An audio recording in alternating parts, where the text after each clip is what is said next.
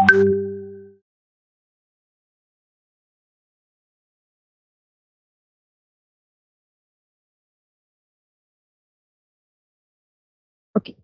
start. Okay. Bismillahirrahmanirrahim. Rabbi shrah li sadri wa yassir li amri wahlul uqdatam min lisani yafqahu qawli. Ladies and gentlemen across the globe, my dear colleagues, students, Assalamu alaikum, and a very good afternoon from Lahore, Pakistan. I welcome you on behalf of Geography Society, Lahore College for Women University, to the international webinar on World Desertification and Drought Day 2024. Today we gather to address a critical issue, land degradation. As we strive for a land degradation neutral world, we focus on Sustainable Development Goal 15.3, which aims to restore degraded land and soil, combat desertification, and halt biodiversity loss. Land degradation affects millions, threatening food security, livelihoods, and biodiversity. By promoting sustainable land management practices, we can mitigate these impacts and enhance resilience against droughts.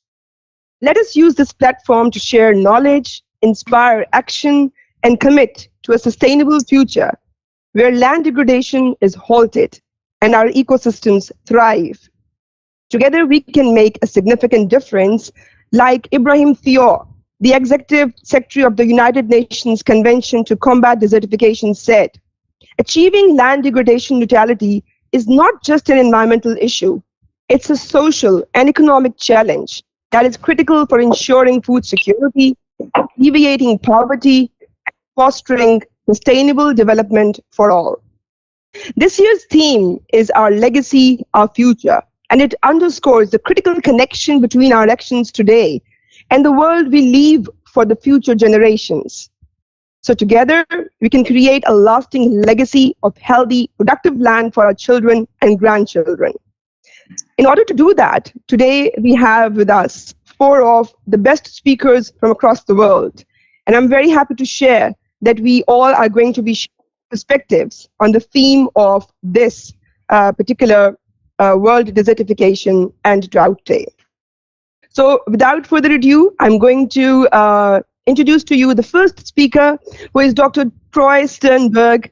I'm introducing to him with great joy because he's a distinguished researcher who has done extensive travels and sparked deep interest in desert regions and diverse environments across the globe. Dr. Troy has completed his DPhil on pastoral environments in the Gobi Desert from the University of Oxford in 2009. His research spans extreme climate hazards, water resources, and desertification social dynamics in Mongolia, China, and Central Asia. And his current work is focusing on infrastructural development through ESRC GCRF Inclusive Societies project. Troy has been honored with numerous awards and scholarships from prestigious organizations that include the Royal Geographical Society, the British Academy, the Oman Thisgar Desert Fellowship, the British Science Association's fellowships. He has also received the UK-China Visiting Scholars Award. He is a US Fulbright Fellowship holder as well, and European Union's Dryland Facing Change Grant holder as well. So we are very happy to have Dr. Troy amongst us today. Dr. Troy, the floor is yours. Okay, great. And you have the PowerPoints?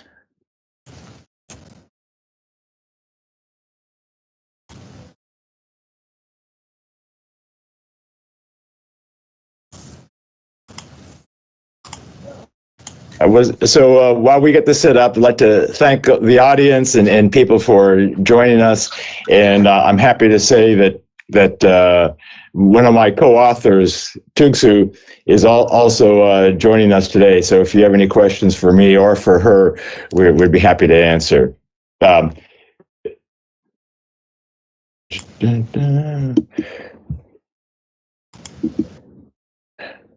So now, Shin, you have the PowerPoint. Are you going to lead this?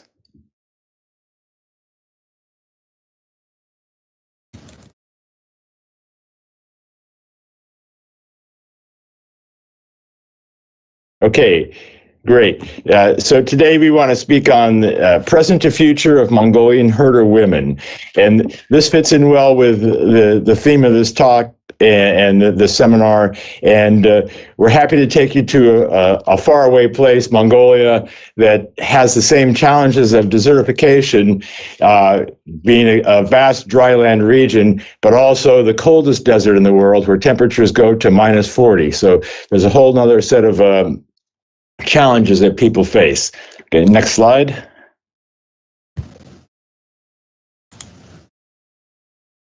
Okay, so we know much about herding. I'm sure you have some of this, some versions of pastoralism in Pakistan. And in Mongolia, when we talk about it, we mention climate, degradation, water. Mining's a big issue now. On the social side, Mongolia encourages education. There's the economics of pastoralism, efforts at settlement and migration of the people. What we find in Mongolia that's very positive is it's a vibrant democracy. They're having an election later this month. So there's lots of free choice. People are free to move where they want. That includes with their animals or for their own lives. Lots of information. Facebook and WhatsApp are very big in the country.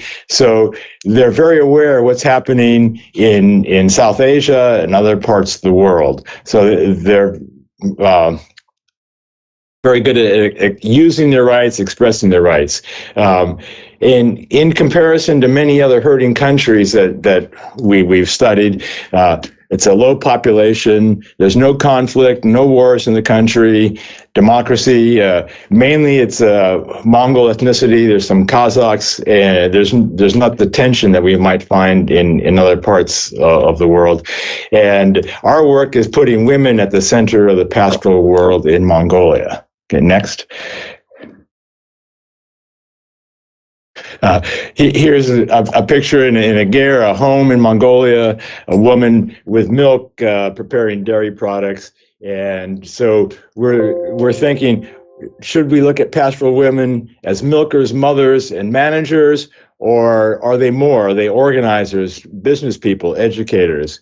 And in Mongolia, men may be the titular heads, but what about the women's strong lifetime contribution? Next. So as we see many herding regions around the world, there's Pakistan, Cholistan, the Thar Desert. Next. And today we're looking at Mongolia. So quite far removed from other pastoral areas, from other dry lands. But this is a massive dryland area. And as I mentioned, the coldest dryland in the world where we have pastoralists. Next.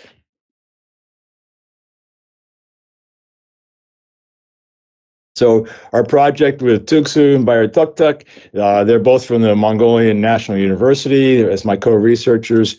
We want to look at the women's daily lives and their roles. So we were asking about family, about work, about nature, the changes they see. And we interviewed women in 2 rural areas of Mongolia. And this was last fall, August to October. And yeah, we particularly wanted to see today's typical woman's life, not this idea of a queen from the Genghis Khan era or martyrs, mothers, or symbols, but everyday women. Next. So we want to know their perspective on what their responsibilities are, rituals they perform, transitions we see in Mongolian pastoralism, the role of gender in herding's contribution to food security, livelihoods, and sociological systems. I think that fits in well with what Nausheen was telling us at the start. What are women's actions? What are their strategies? What are their goals? How about their role in decision making? What do they feel about equality in Mongolia? And obviously, it leads us to a view of the future. And what about children's education? So here we see a grandmother and a granddaughter in a ger in Mongolia. One woman, the grandmother, has experienced the Soviet era, the communism, to now democracy and capitalism. To the little girl, this is what she knows, growing up with the internet, much possibility in front of her. So where are women going in Mongolia? Next.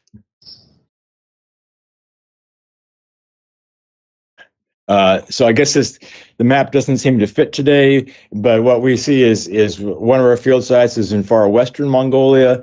Another one is approximately 6 hours west of the capital. So we see two different dynamics. The nearer town is on a road, so there's better access to services and to economic possibilities. The one in the far west is quite isolated, and we see some difference between women's lives in the two sites. Next. So, the outcomes we see is age is a big issue with women herders. The majority are over 50 in our study. We see a difference between the regions. The more remote remains more traditional. We would probably see this in many other countries as well.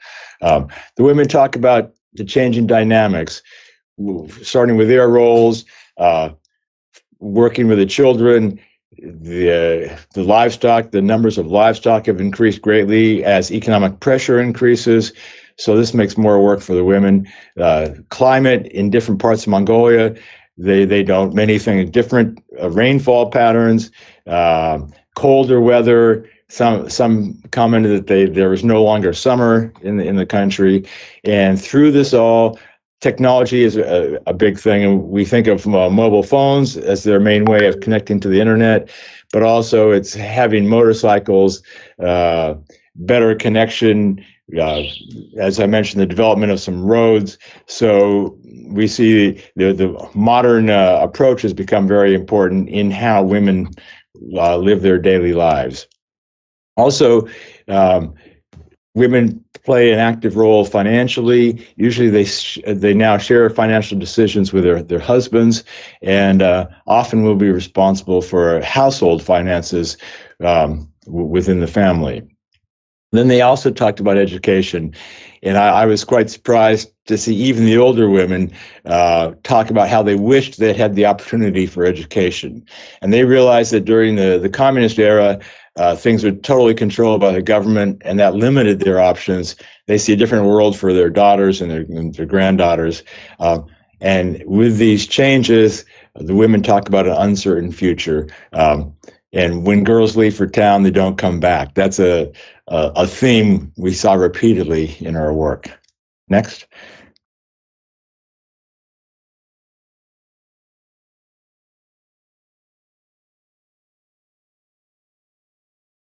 Next slide. Oh, thank you. So here's a picture of a typical scene on the steppe of Mongolia. You see a herding corral in the background. You see the man and the woman milking horses. They love fermented horse milk, irags, their favorite drink. And it was pleasing to see the women find satisfaction in their roles.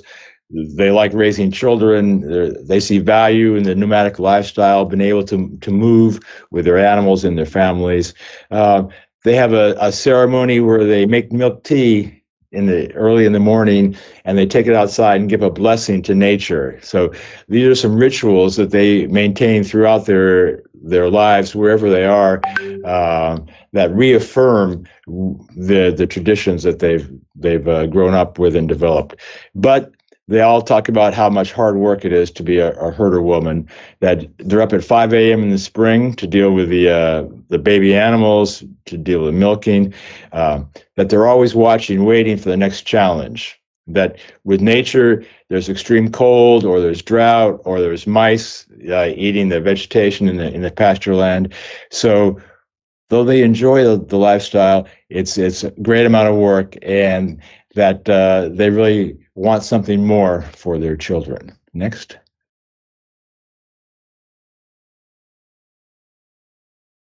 And so the majority of our respondents were over 50. So this places them as growing up during the socialist era, where they have different expectations from today. So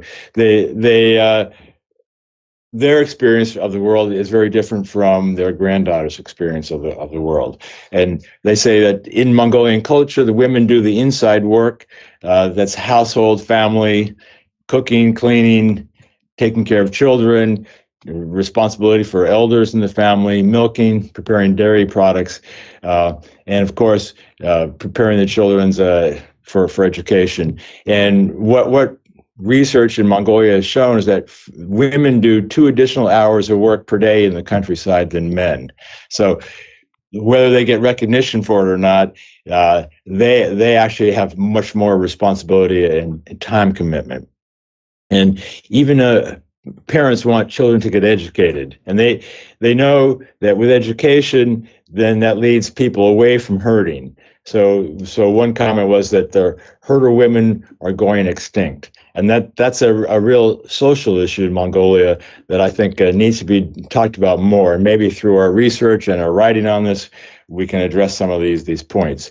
The women want daughters to get educated, not be herders. And when a young girl grows up with this mantra, this repeated, they too want opportunities beyond herding. Next.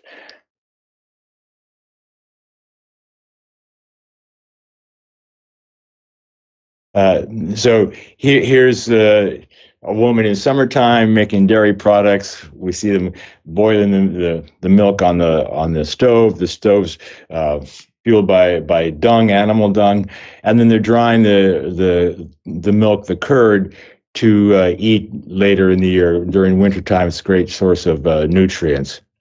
Next.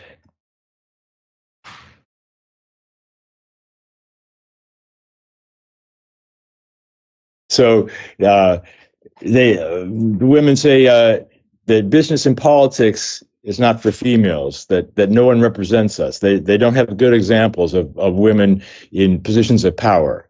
They feel that herder women are not appreciated. And even when the women could identify that there might be some meetings or something to organize women, as herder women, they do not have time to participate, or they're isolated in the countryside.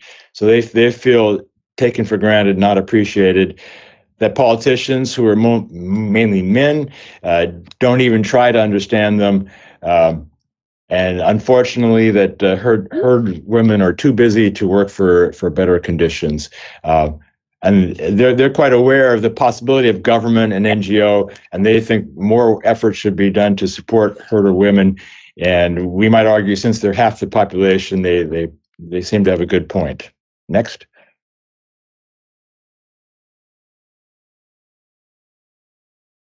Here's you call a scene from the countryside where the woman expresses how she and her husband work together, and really with all the challenges for raising livestock and families, teamwork is really the best way to do this, and that's what we see here in the Gobi. And you might just see how vast the landscape is. So they're quite isolated. But also they're quite independent, and that's something they appreciate. Next.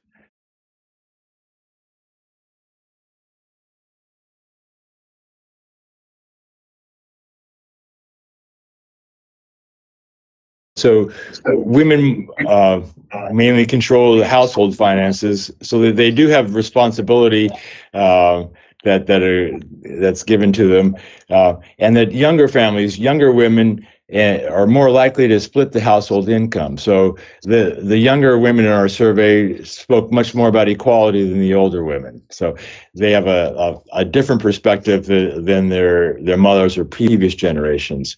And the women also do extra work with dairy or making deals and clothes, that what they're trying to do is make extra money to buy things for their children. So I think around the world we see this, where women particularly feel responsible to take care of their children. And in Mongolia, still herders move, but as one woman said, the husband decides, the women prepare. So there's not really an equality of choice or opportunity there. In the western province, families move more often, and they move further. That they would change pasture at least 5 times a year, and go up to 300 kilometers. So this is very extensive, and really Mongolia is the place, I think, where this happens the most in the world. But in Harharin, our district closer to the capital, people moved fewer times actually just for a few kilometers each time. So I think we see these traditions and patterns changing closer to the city, and as we get further away from the capital, that the tradition remains, and the behavior is still different in those areas. Next. So, as I mentioned, they're in tune with nature. They have many rituals. They say nature is mother. That it's not a religion, but that they have this love for nature. So their processes and practices they do, like offering milk to the sky, to the spirits above. They worship the mountain with milk tea, not as a duty, but as something they believe, and that's very refreshing to me. And they talk about protecting the pasture, about how it's changed, how the vegetation used to be taller or greener. We hear this all the time. And my favorite, they like to sing songs to the baby animals if the mother rejects them. So it's very sweet, and you really feel some of the emotion and the care that the women put into their daily lives. Next.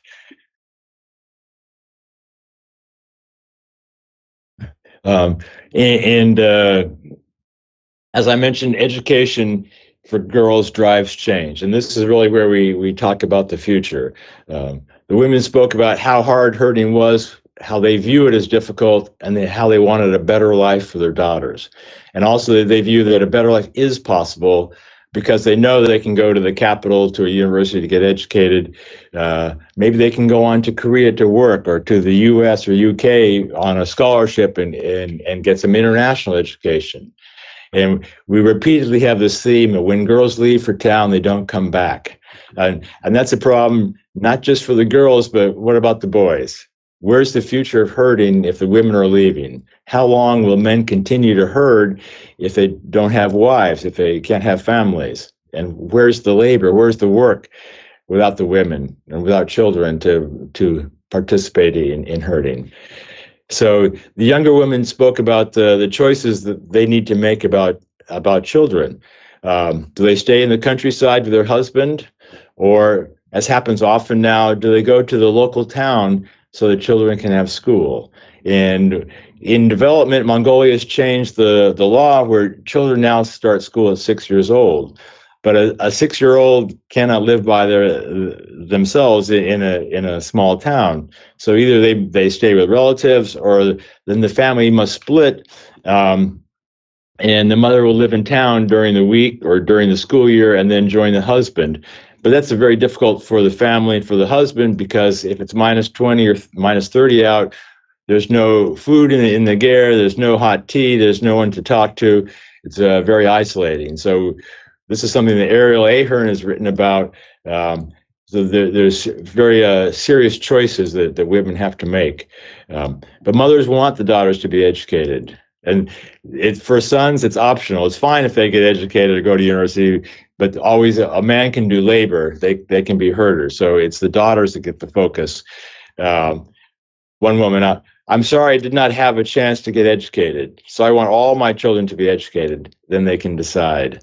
Another woman talks about her son, that she's trying to encourage him to get married, but the problem is there aren't enough women left in the Mongolian countryside. So he's 39 now. Pretty soon he's going to be past the age where he's going to be having a family. So these are the changes we see in Mongolia. And my next slide, my last slide, really captures this so well. So if we could see the slide. And this slide coming is a personal story of my own experience. So here I am in 2006 in the Gobi Desert. You see there's no grass, no vegetation around, very desert. And a little girl at a family that I'm visiting is on horseback, and she doesn't speak any English, and she wants to take a picture. And then 18 years later, in 2024, in April this year, I get an email from Oyuka here saying, Troy, I'm the girl on horseback from almost 20 years ago. So she had this beautiful story to tell about going from the countryside and working in school, getting to the capital, going to university, and then learning English. And this spring, she was chosen to go to Switzerland for a summer school at the University of Bern. So she's a excellent example. You know, she captures the whole idea. Here's the herder girl that we see that through her own hard work and through encouragement of her parents and her grandparents is able to develop herself, get educated, and now that she's off to Switzerland, we know that she will not go back and be a herder woman. She may go back to the countryside and organize something or be a district governor. I could see that. But as far as herding, her choices have been made. And so it's beautiful to see this a story in action of how Mongolian women are taking charge and deciding their future. So this is what we find in our research, and we hope it contributes to your understanding of the Gobi Desert and the future for women, and we welcome any questions. Thank you so much.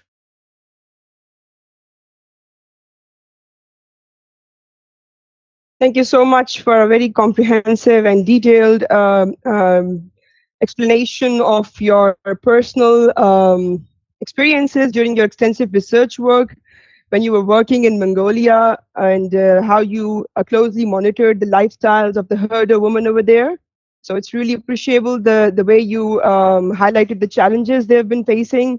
And there was one interesting part where you mentioned that perhaps the Mongolian women were working 2 hours more than the men. Right. We wanted to share our perspective that in Pakistan, mostly the females are working like 4 to 5 hours sometimes more than the men. So this inequality really is hampering the pace of development of the females across the globe. And, you know, just gender discrimination needs to be balanced out so that the world can get the full potential from the female side as well. Absolutely. So with this, I would like, yeah. No, I totally agree with you. And maybe we could do a little more, or, you know, have a little piece in the conversation or something that mentions this from different societies. Yes, exactly. So with this, I think we should be opening the questions for Dr. Troy. If there are any questions, please raise your hands. And there's also Tuksu, the Mongolian, who speaks perfect English and Japanese as well for you, if you have questions, who you know, just has a new paper out on motherhood in Mongolian countryside. She's you know, she's listening in. That's very nice. Mm-hmm. Hello, everyone. Hello. Who are we talking to? That's Tuksu, the co-researcher, my co-researcher. Okay, thanks too. Perhaps I'm pronouncing your name incorrectly, but it's brilliant work that has been shared by Dr. Troy, and we're lucky to have you here with us. Thank you. Yes. So, any questions from the audience?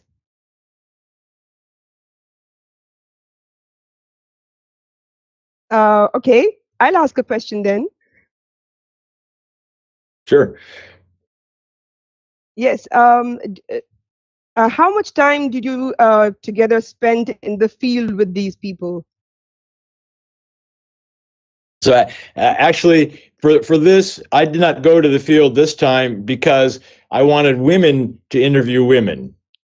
So, so the Mongolian researchers, Tuksu Bayer Tuktuk, they spent time in August and September and October last year in the countryside. So I think it was, it was 10 days to 2 weeks up in Zavhan and a similar amount of time in Harharan, the second field site. All right, and did you notice during your research in that particular area that were the Mongolian landscape also going through the land degradation phase, and did the community as a whole get into the process of taking measures to address that? Tuksu, what do you think? I think that's a very good question. So the land degradation is a big issue in Mongolia because of overgrazing, and and then the government is blaming herders for overgrazing, but the only capital, the only money they have is their livestock, and then the livestock raw products are very cheap. So they raise their livestock, and then they overgrade their livestock so that they sustain their life. So it's kind of this the cycle, like they overgrade, the herders overgraze, and then so that they can buy food, and then the inflation is so bad in Mongolia, it's so high, so everything is so expensive, so they need more livestock, and then that leads to degradation. And I would add that that's why the traditional way of moving, like in the more western side, that has less impact on the land. So if you move 300 kilometers, you're eating a little bit of vegetation. But if herders only move 5 kilometers, then there's much more concentration of animals on the land. So part of it is, if the government facilitated more traditional approach to herding, then there would be less degradation. And the other thing in Mongolia is there's a great amount of mining. They're right next to China. There's hundreds of Chinese and Mongolian and Russian mines that dig up the land and don't rehabilitate it. Yes. That makes sense. And with this, I would like to, although I wish to ask loads of more questions, but we have to keep pace with the schedule. And Yes. I would sincerely like to thank Dr. Troy for joining us today and enlightening the audience with your extensive thoughts, and also your co-researcher. I'm really grateful.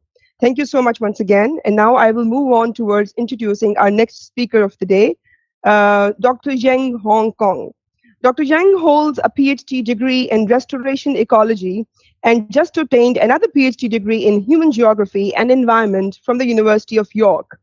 She is very interested in research topics such as environmental assessment, ecosystem services, and function valuation, environmental governance, institutional analysis, and she's keen on working for solutions to safeguard land and people. Today, Gong will be sharing her experiences regarding the topic, Combating Desertification in Dryland China, Perspectives for People on Ground. So I welcome you, Gong, and I'll be sharing the screen. And Hi, Noshi, can I, because my slides, there is a little bit modification. Can I share my slides with you? You can share the screen if you're comfortable with that. You can share the screen no yourself. No problem. Yeah. Okay. Okay. Here.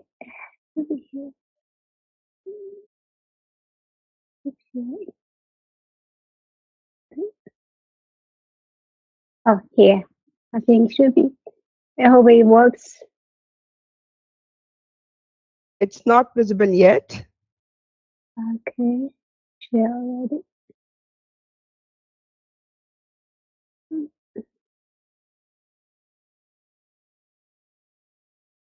No, Windows here.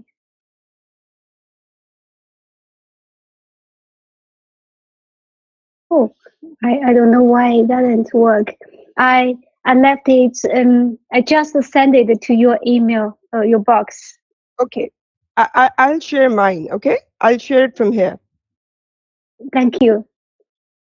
Yes.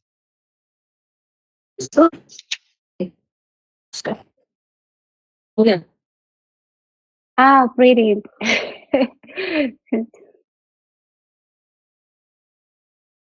Great. Yes, yes, yes. Thank you. Thank you, Noshi, and lovely to see you again, Troy. And thank you to all the audience. It's a real pleasure to have this opportunity to share my work with you. The title of my presentation today is Combating Desertification in Dryland China, Perspectives of People on the Ground. Next, please. Oh, no, this one. Yeah. Yeah, good. So in this presentation, I will first give a brief introduction about the Chinese approach. Oh, no, this one. Sorry, Machine, it's not this one. I just sent it, the updated version to you.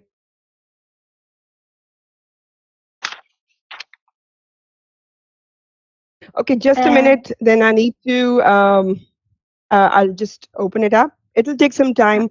Dr. Troy, would you like to share something to keep the audience busy for a moment? Well, I think it's very interesting to hear Kong's talk because Mongolia and China share the Gobi Desert.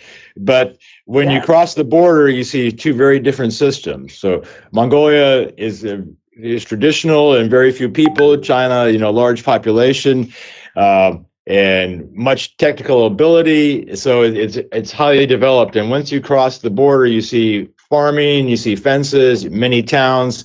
But the question there, from my own experience, is how viable is it? Because it's a desert, can you really farm it? Is there enough water?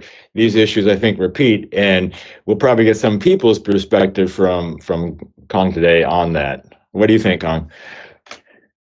Yeah, I think there are many official assessments about the NEPs, the National Environmental Programs. So I just want to see how people felt on the ground. Right.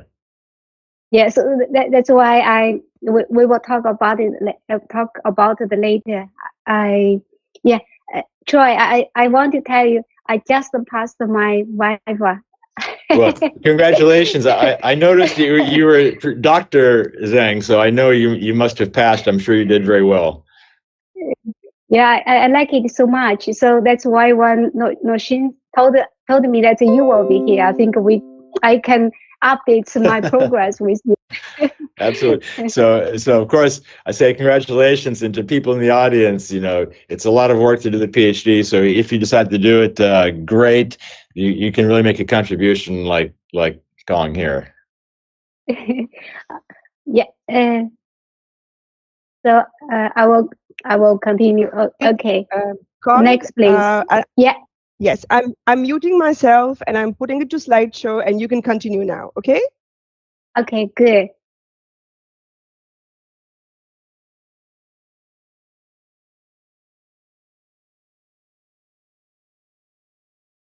The second slide, please. Yes. Oh, yeah. Good. So, the first, the China's approach and the AEPs, the National Environmental Programs in particular, and their roles in tackling desertification in the dryland. And then I would like to talk a little bit about the changes to local social ecological systems after the implementation of the AEPs. And then I would like to in the end, I would like to share my consideration about what this implies for the future environmental governance in China and some photos in the field. Next, please.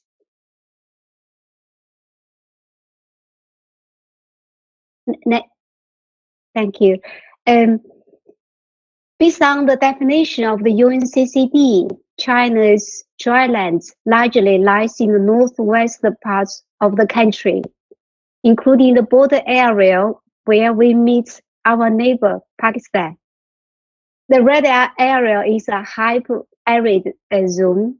The yellow is the arid, and the yellow-greenish is the subhumid, and the green is the dry subhumid. This is all the drylands in China.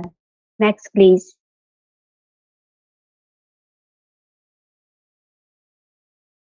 In this map, it shows the 6 most important national environmental programs, the NEPs, that have been implemented to address desertification and land degradation in this country. Actually, it's more than a dozen AEPs have been implemented, mostly since 1998, of which the 6 lasted until 2020. In China, it's the central government taking the lead in research, investment, and administration of the environmental policies and measures. It is generally a top-down approach in the form of designing and implementing of the AEPs. There are also individuals and NGOs joint efforts. However, due to the severity and magnitude of the degraded area, it was until the AEPs in place that the general trend of the degradation was reversed. Next, please. This table shows the control area and total investment of the 6 AEPs during year 2000 and 2010. During that period, we can see the control area was more than 1.6 million kilometers, and the total investment was about 680 billion China yuan. Actually, the reach and impact of the AEPs is vast. By 2015, more than 500 million laborers have been involved in these AEPs. And for the GGP, the second Green for Green project alone, in 2019, over 150 million laborers were involved, and the government investment was over 500 billion China yuan. So, based on the recent national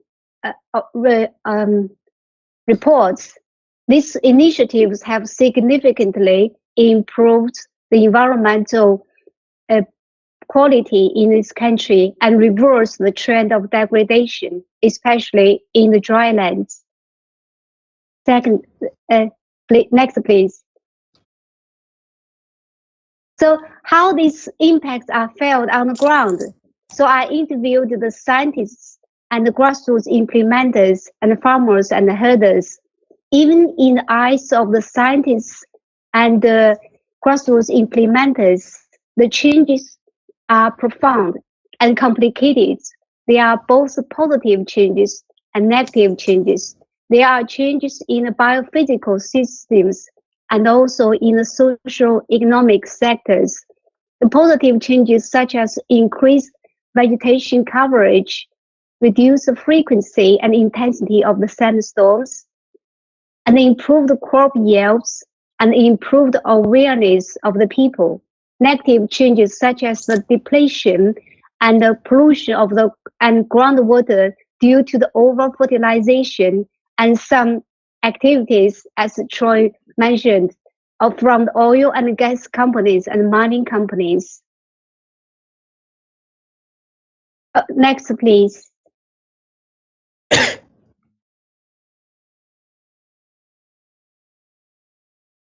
In my investigation, over 70% of the farmers and herders held a positive attitude toward the AEPs. In this figure are much higher in other studies, so which indirectly reflected in this table. The 5 most frequently mentioned concerns of the farmers and herders are: the first, the policy and the extreme weather events, arable land areas, technical support, seasonal job opportunities. So in this sense, we can say the AEPs impact only a small part of their livelihood. Next, please. So if we zoom out and observing the farmers and herders from afar, we can see the farmers and herders, besides the AEPs, they have to pay the high costs of production and living. They also have to pay the expensive social services such as medical care and education in a booming economy. And also the yield from their field will be disrupted by the extreme weather events, and their income will be disrupted by the precarious markets. So we can say the pressures on the farmers and herders will ultimately be transferred on the land the AEPs aimed to protect. And in our investigation, some new environmental problems are already identified, such as the pollution and depletion of the underground water, and also the soil quality deterioration. So, next, please. So to better understand the big pictures, let's look through some of them. This picture, on the left, it shows some of the work from the Stockholm University and Stockholm Resilience Center. We have some guests.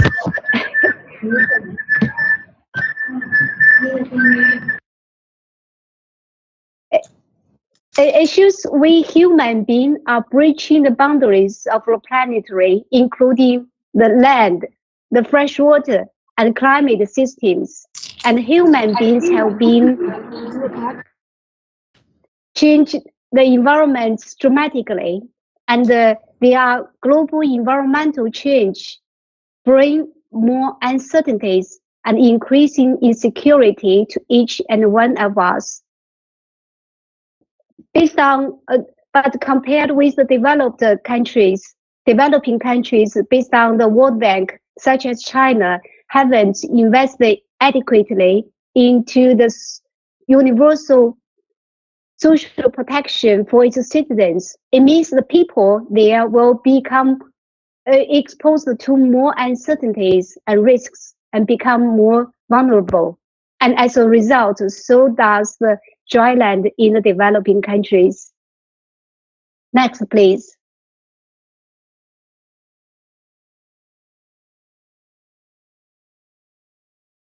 The connectedness and interdependence of the social and ecological systems means that the problems of a specific scale cannot be solved at this scale alone, because these problems, they are embedded by smaller systems, and they themselves are in the broader scales. So given the uncertainties, the vulnerabilities of land and people, and the inadequacy of the AEPs, my survey points to the needs for the mechanisms such as social capital and social security to retain the resilience of the social and ecological subsystems. To build the social capital in China, we need to engage more actors with the local communities. And besides that, the government needs to invest in the universal social protections so that people can navigate the changing and uncertain worlds, and to safeguard land and develop their own well-being at the same time. Next, please. People on the land are always the essential parts of solutions to combating desertification. This photo I took is in 2021 when I was in the field. This couple was the first participants I met. They were already in their 60s. Next, please. It's very big. This couple, they use the social media apps to get the knowledge and raise their cattle. Next, please.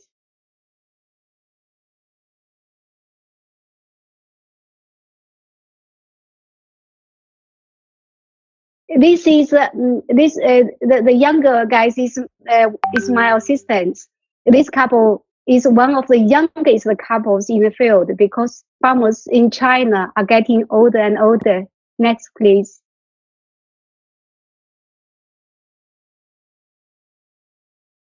This is one of the local economic crops.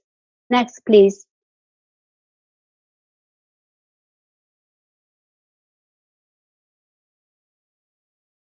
This is a Mongolian couple. They are already in their 70s. The assistant my Mongolia assistance. Next, please.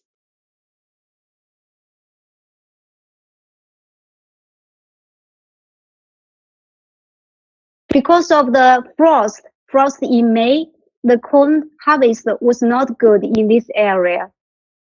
Next, please.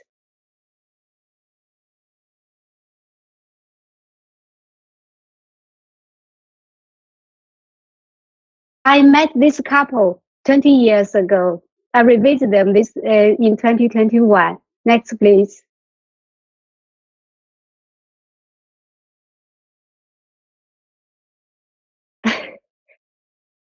The lady had to stay because to take care of his mother-in-law. Next, please.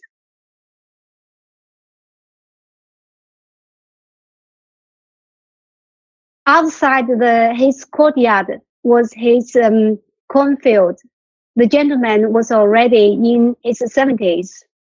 Next, please.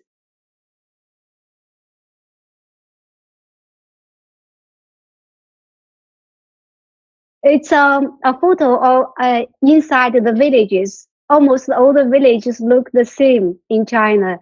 And also, most importantly, they are not so farmers and herders at this time, even in the harvest time, because most farmers, especially young farmers, already move into the towns and cities. So in China, the farmers not aging, not only aging, but also less and less people stay in the villages.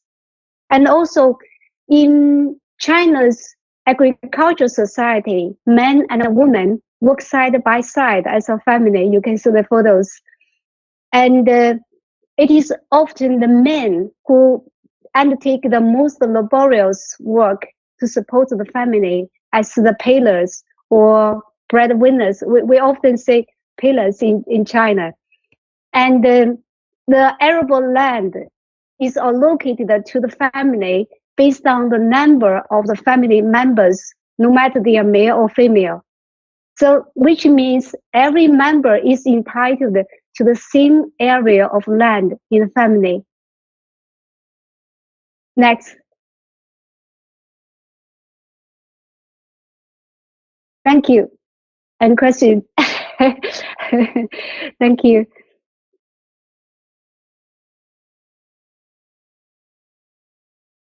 Thank you so much, Yang Hong, for a very lovely presentation. You took us to China and you showed us mesmerizing field survey views. And the way you shared some of the steps that Chinese government is taking to address SDG 15.3, you also mentioned that there are definitely rooms for improvement. However, I would like to share that for us in Pakistan, we are citing for most of the, in most of the cases, we are taking Chinese examples as success stories. And we're trying to, follow some of their aspects along with some success stories from Iran and India. And then we are trying to propose the plans for our country.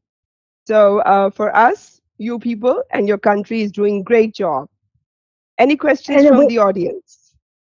And also we are learning from each other. We are still learning. You can see there are also many problems with the China's approach to tackle the desertification. And also we need some other institutions such as building the social capital and provide the social security for its people. Because now not only everyone have the social security, especially for the cities in the villages. So that's why there are many more details in my PhD work. Yes. Any comments or questions from the audience? I have a question. Thank you very much, Ma'am Noshin, and thank you very much, Dr. I'm sorry, I couldn't understand the Yang name. Hong. Yang Hong. So I went through a very interesting slide in your presentation, and I would like to ask, there was a slide about the most frequently mentioned concerns among farmers. And there were different kind of problems, and one of the problem was related to the natural problem, and it was written over there like the wasteland cultivation is banned. That's really very surprising for me. If you could pass through that slide, or why the wasteland cultivation is banned over China, that's really very surprising, because in Pakistan, in our country, the expansion of agriculture is really extremely haphazard. Almost every kind of land is being consumed for the agricultural conversion. So that's really very surprising for me, and I would like to know what's the reason behind. Thank you, Serena. Am I right? Sana. Sana. Thank you, Sana. Yes. Actually, I think we shared the same story before the AEPs are implemented, because before that we also expand the agriculture cultivation in every area we can. You know, we Chinese, we are